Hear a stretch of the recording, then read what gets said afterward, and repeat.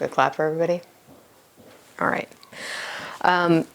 Gary, I want to talk about, first of all, just tell us again about Shannon in your own words. She was spoiled. She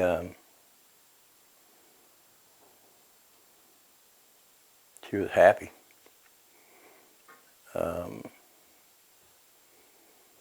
She's beautiful. I don't know where she got her looks from, but it wasn't me.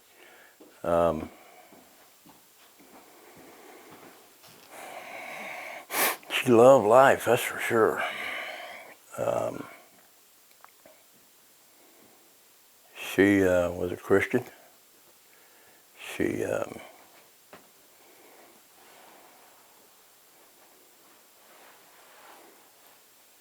couldn't stand drugs. Wouldn't be around them. Even if it was somebody she was pretty close to. If they were doing something, she was out of there.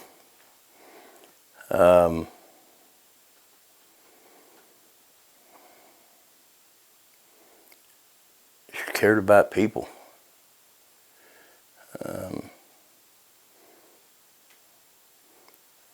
Her best friend's mom passed away. Never will forget this. We were in Louisiana at my mother's house, mother and dad's house, and when I went to bed, she was talking to Kara. And when I woke up the next morning, she was talking to Kara. If she considered you a friend, she was a friend. She didn't turn her back. She didn't change horses in the middle of the stream, in other words. She, if you were her friend, you were her friend. And she loved her brother.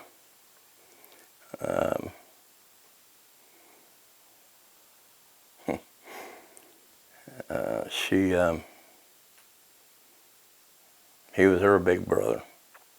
If you messed with Shannon, you had Shannon and Chase.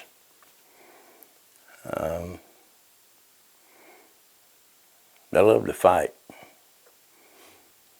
I remember one night I heard this loud noise upstairs, and she and there's a bunch of kids over here, and she and Chase were wrestling on the bed, and Shannon pushed Chase off the bed with her feet, and he landed square on his back. It sounded like a bomb going off up there. But she was spoiled, but she appreciated everything. She worked hard.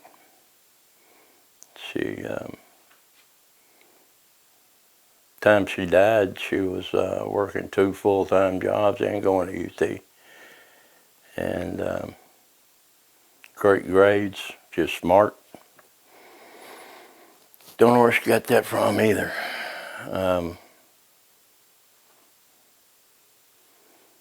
She was one pretty young lady.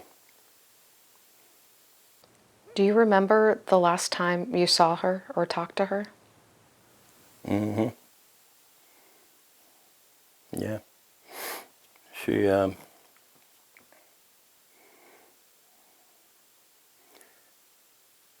came down the stairs, and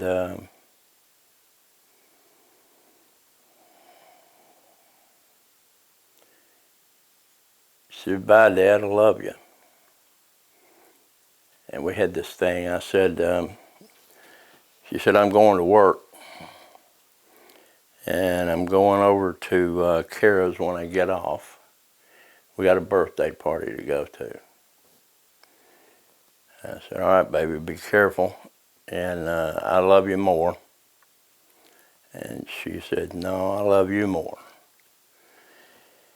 and I heard her come back towards the front door. And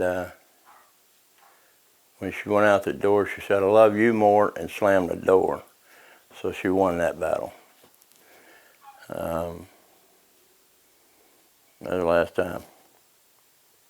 How hard is it for you to continue to hang on to those memories as each year goes by? Do any of them fade, or are they all still very strong for you?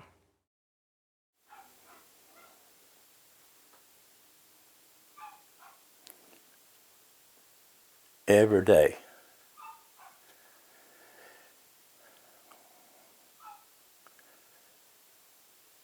I remember something different. It's not hard to remember.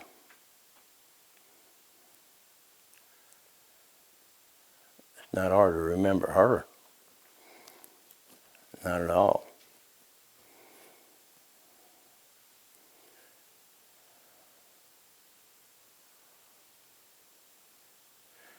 Just about every morning, I see the sun come up. And I think about her.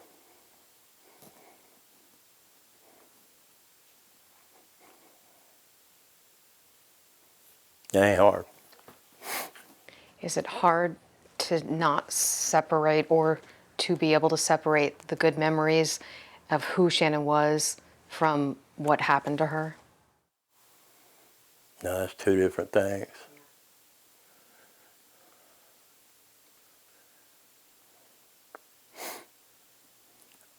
I think about the ones that killed her every day. What do you think about him?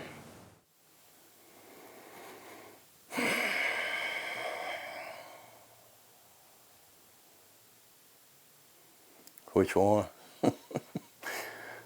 I thought you said the one, as if in your mind you No, they, just the ones. Okay. it's all of them. What do you think about them every day?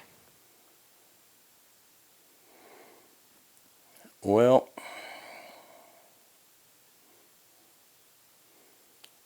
a little different than I used to.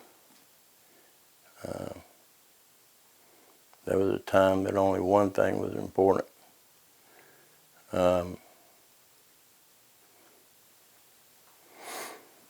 I don't know.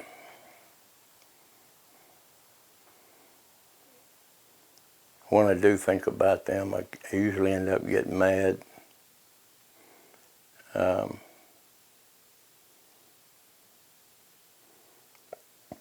Davidson, he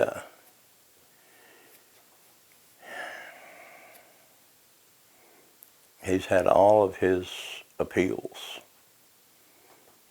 that he's granted. I mean, you get so many appeals. Got a phone call about 2 months ago, I guess it was, from Nashville. And they were letting us know, the liaison was letting us know that he had appealed once more. And our question to them was, I thought he had already gotten all he could get. She said, no, he can,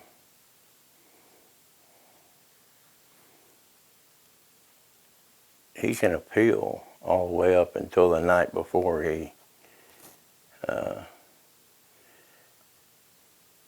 the governor anyway.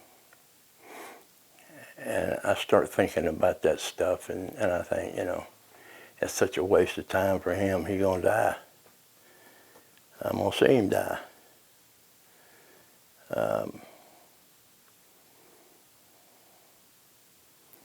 He's gonna die because a lot of us were persistent and demanded that they go to the end of the world to convict him, just like the rest of them.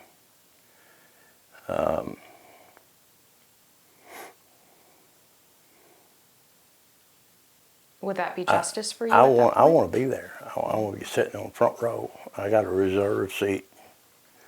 Why do you want to be there? I want to see him die. Ain't got nothing to do with heaven or hell.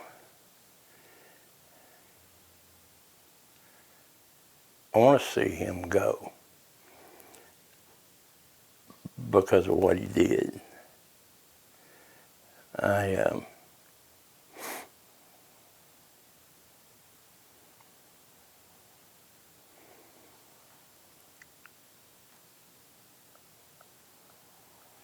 My pastor,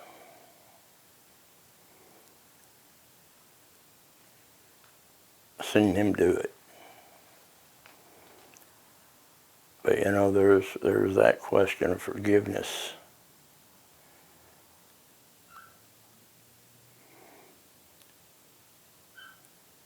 When we first talked about it, I couldn't even go there.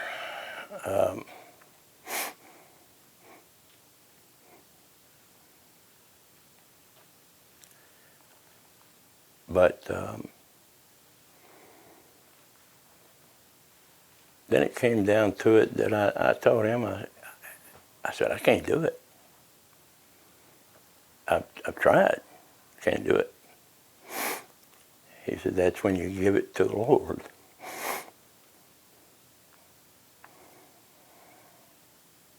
Let him do it. Let him do it for you. And I guess that there is some kind of, can you never say never, right? You don't, I'm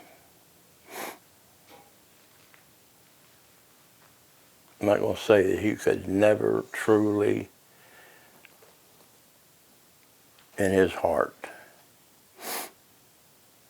be saved. Because I think he is pure evil. I think he is no different than he was the day he took my daughter. I think, you know, he's got this, all of them got these fan, it's like a fan club, you know, there's people out there that think they're cool. And I think they're going to see hell too, just like he is.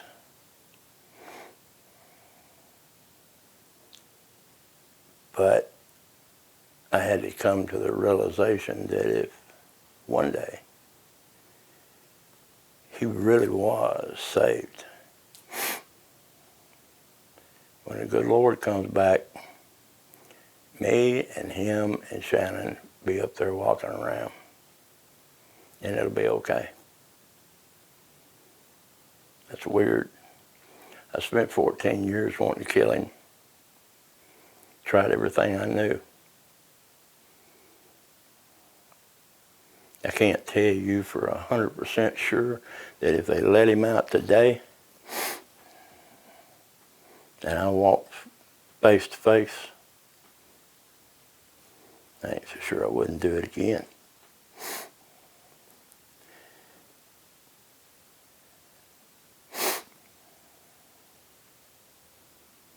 Has to be some strong situation to keep me from doing it. What if you had the chance to talk to any of them? What would you want to? And what would you want to say? To them, Yeah.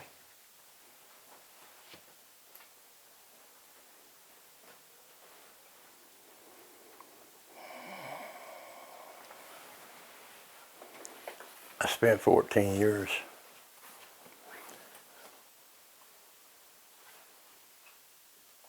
in a way talking to them. You know, I got in trouble several times for that, and sometimes I say I got in trouble. I didn't get in trouble.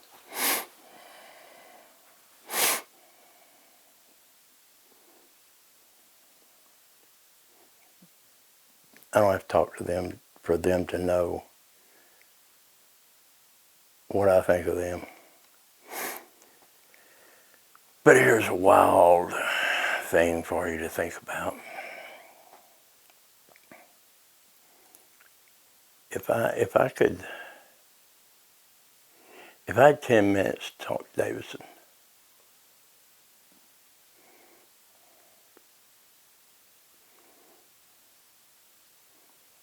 I think I'd spend 3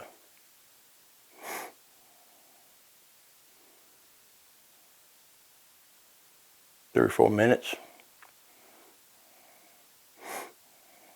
telling him exactly what I would like to do to him. And then I think I'd spend the last 7 telling him about the Lord.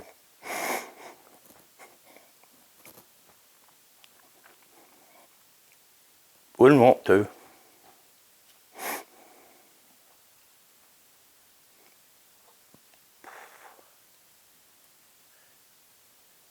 But I don't think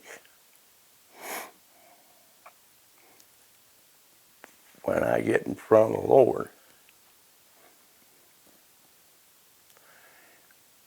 conversation ain't going to be about him. It ain't going to be about David.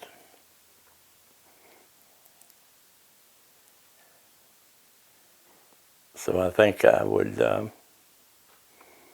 I'd have to make sure that somebody told him.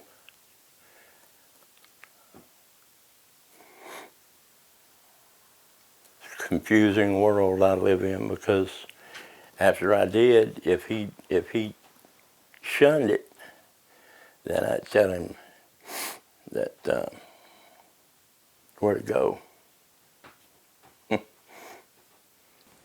Would you have been able to survive all of this without your faith?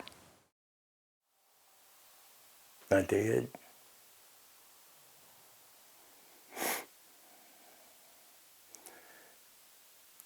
When we found Shannon, every day I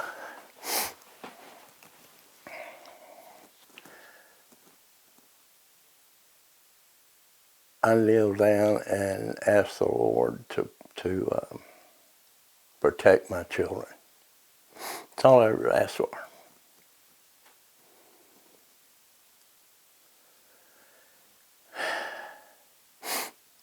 When we found Shannon, I walked to the back of a parking lot down there close to Chipman Street, and I turned my back on God. I asked him where he was. Why didn't you? One thing I wanted, one thing I asked for, and you didn't do it.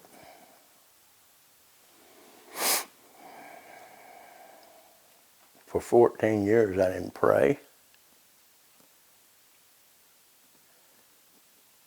I didn't want to talk about God. I didn't want to talk about the Lord. I didn't go to church. I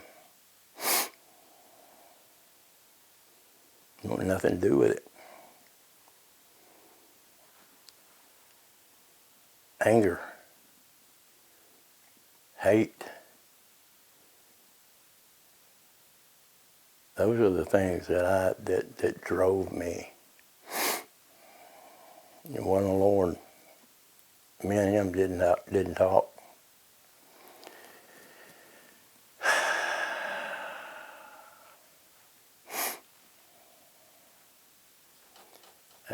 I had a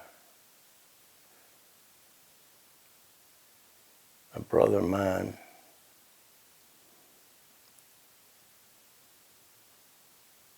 come to me one day, and he knew he was in danger coming and talking to me about that, but come to me and said,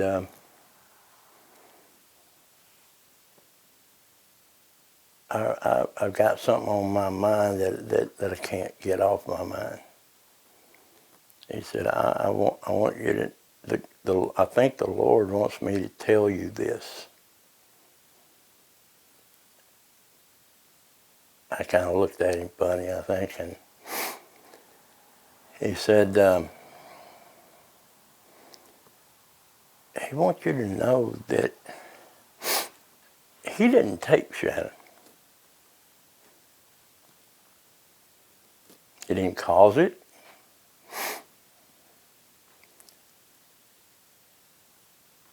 He couldn't stop it.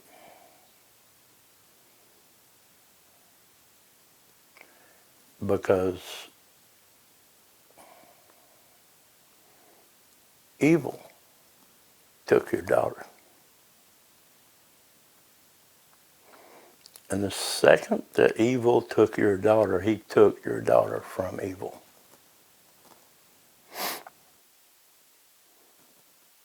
That man had free will.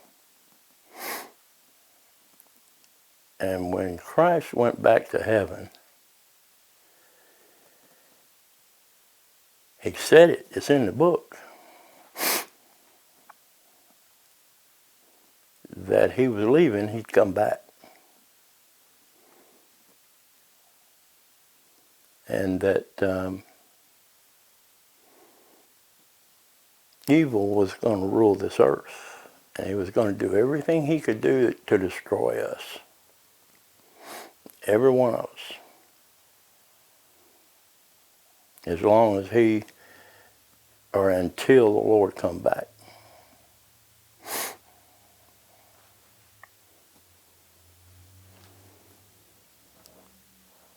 And he destroyed Shannon. And brother, he's trying to destroy you.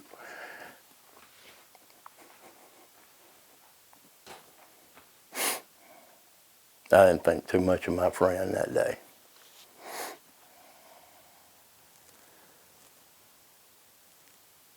And on Shannon's birthday, we had a motorcycle club that we started that rode in Shannon's memory.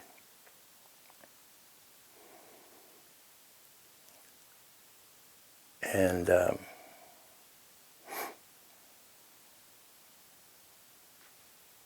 this friend of mine and my wife got into some cahoots.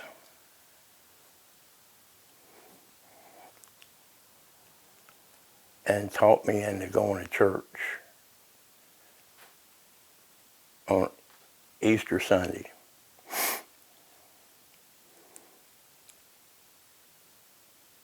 I don't like that preacher.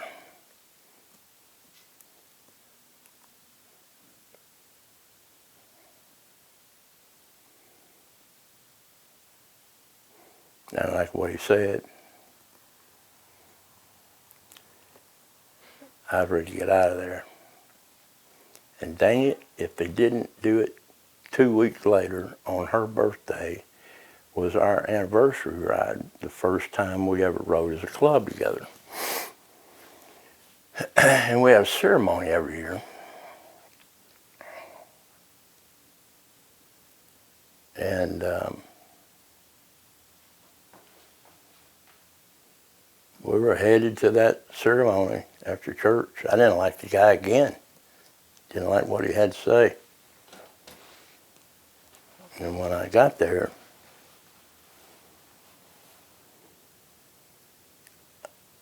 see, I didn't say I didn't believe in God. I didn't say I didn't believe in Jesus. I did. I just didn't want nothing to do with him. But when I got there,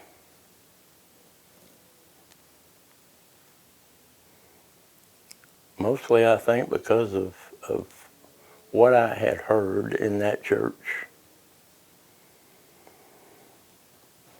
But when I got there,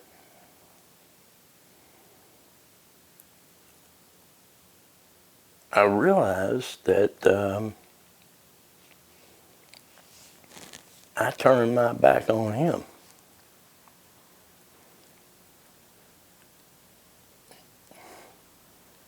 He never turned his on me. And he never left me.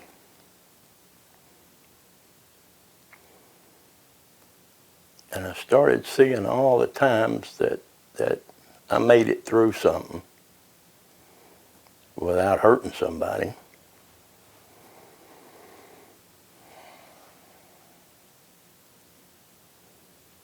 It was him.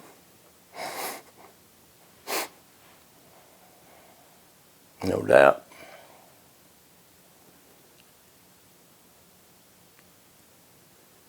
He used a lot of people that were around me and close to me. He put somebody in my life that I had never seen or knew of, that was with me the day that she went missing. Didn't know him from Adam. The next morning, I look up and he's walking down a railroad track because he heard about what was going on and realized that that was me. And he came to help us look for her. He didn't leave me until the trials were over.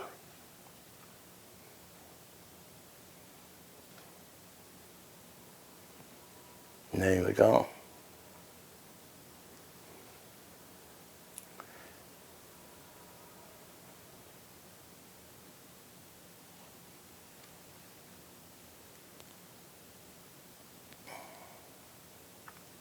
What'd you ask me? Well, I do have another question. I was asking about your faith, and as you were talking about sort of the journey Did that back answer to your it. question? Yeah, I did. Okay.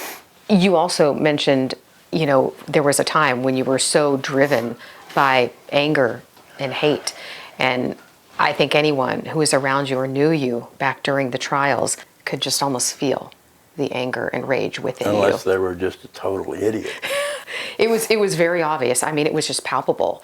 How has that changed for you? I don't feel that now, years later.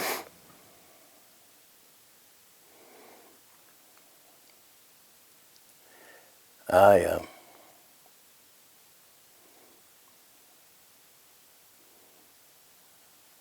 no matter what I do,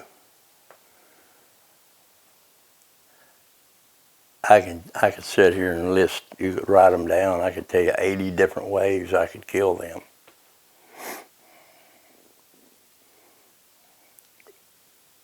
Given the chance.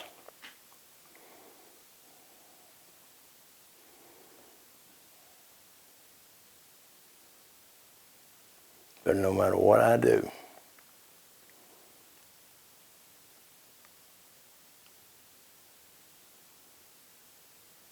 it ain't gonna bring Shannon back.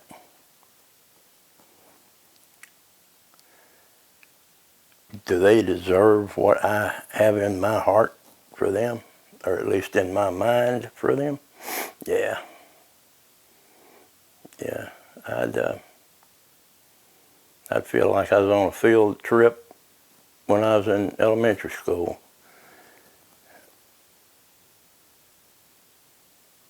I could make it last a long time. I could make it real fast.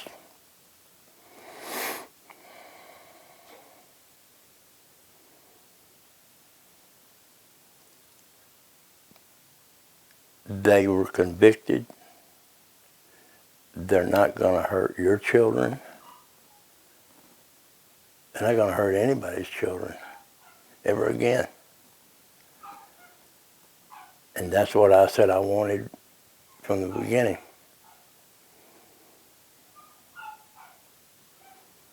I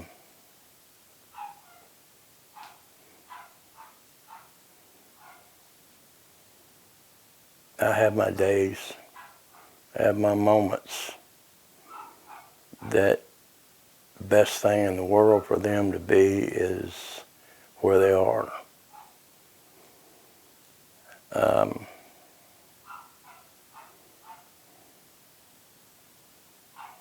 The only two that'll ever see the streets again.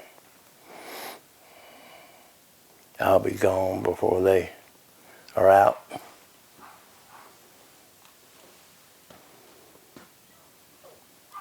I don't think it's going to get any better for me than that.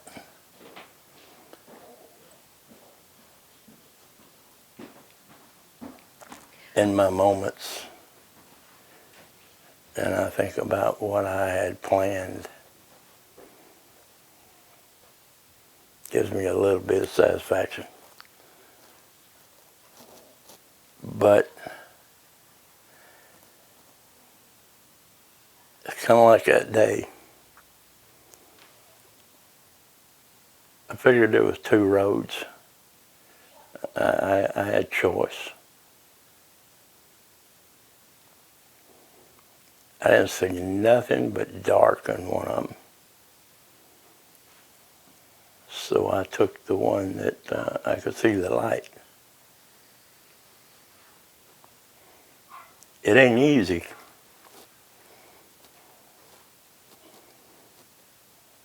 I'm going to tell you the worst thing is every day I am reminded that there are a multitude of people just like them out there on the streets in Knoxville every day. Could it happen again? Yeah, it has. I've been to several courtrooms with families that were headed down the same road that I went down. Will it happen again? Yeah. I don't think there's anything any of us can do to stop it. Because we don't know when it's going to happen or where it's going to happen or to who it's going to happen. But will it? Yeah. And when I see people that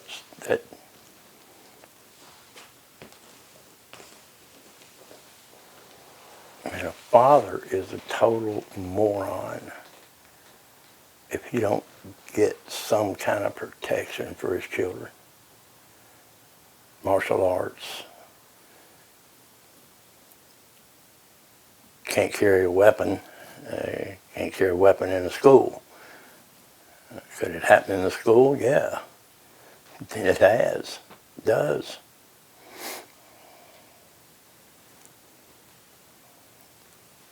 My children, Lori's children, we look at them like they're our children. And I don't have anybody in my family don't carry. Everywhere they go, every day, every night, it don't matter. Would they protect themselves if it was necessary? You dang right they would.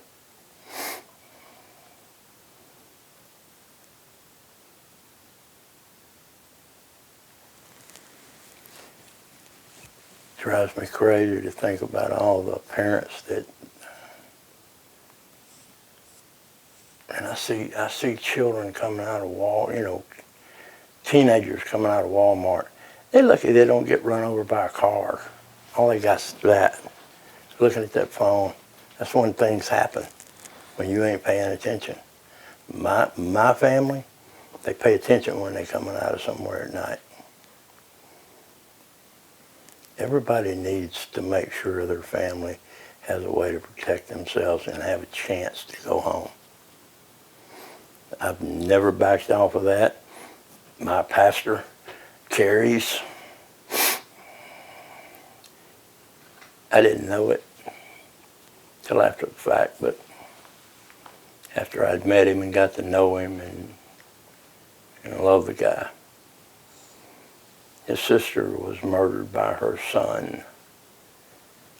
His sister and his brother-in-law were murdered by his son. And not too long ago, his son was released from prison.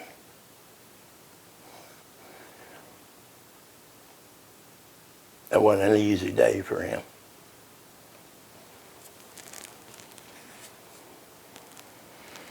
What you want to do and what you need to do is two different things. We've been talking a lot about protecting your families and family, and I can't help but think about the two families that are now sort of connected by this tragedy.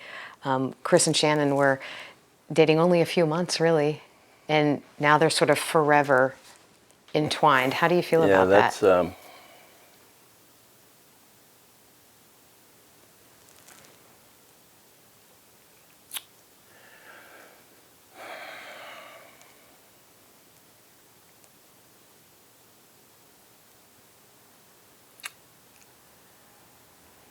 I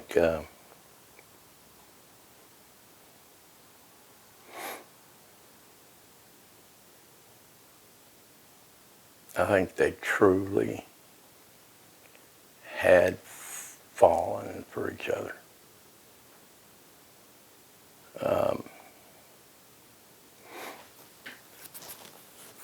Neither one of them had dated a lot of people.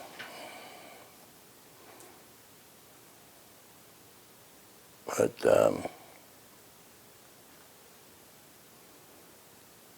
Chris, Shannon brought him home.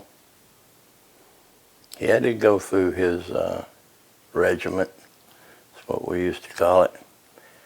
When she brought him in the door, I was cleaning a pistol and my son was cleaning a shotgun. And he didn't blink an eye. Didn't bother him any. He's a good old country boy. He fit right into my family. And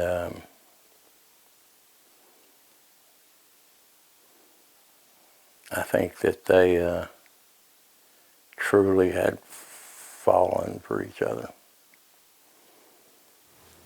Mary Newsom did tell us that she felt like they were probably going to get married. She just really felt that he was smitten. What do you think?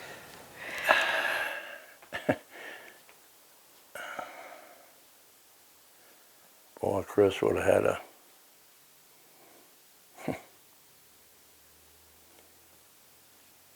I don't know. I believe that there certainly was a possibility.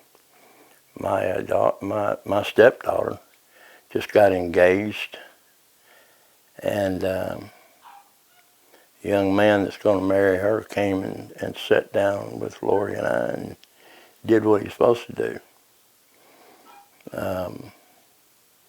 Kind of reminded me of Chris and the way Chris wasn't afraid.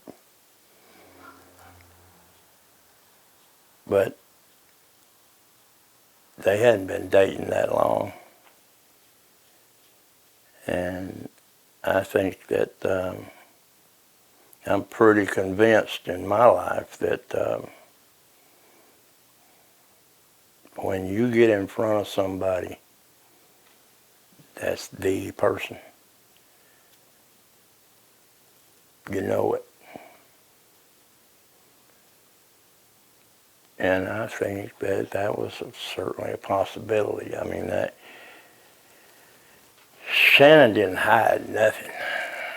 If they've been talking about it or anything like that, we'd have known about it. But could they have been headed down that road? Yeah, I think so.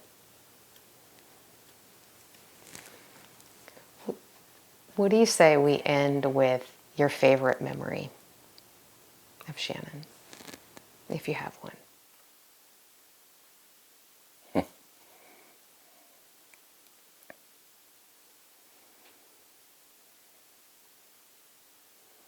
Whichever one comes before me at any given time.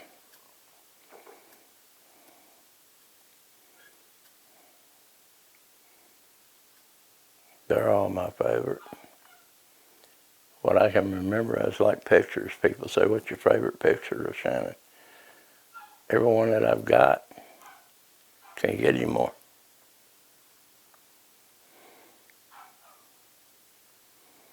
But I know she's prettier now than she was then.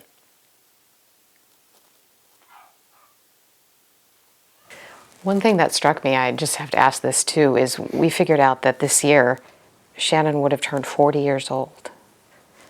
That sort of took me back for a second. When you hear that, what do you think? That makes me feel old. Sorry. But knowing my son's 42 makes me feel older.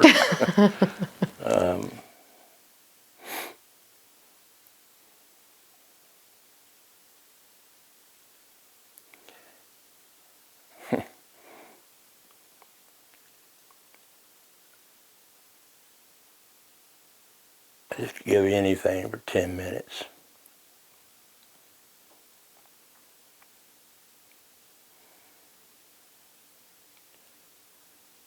I know she knows.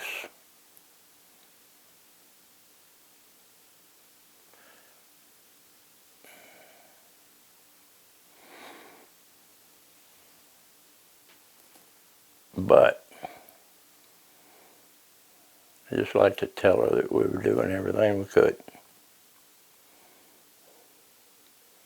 Find her.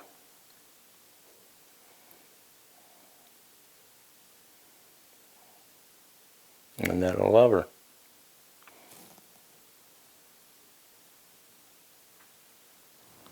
I think that's a good place to end it. Unless there's some, I think that's a good place to end it, unless there's something else. Leanne, is that all right with you?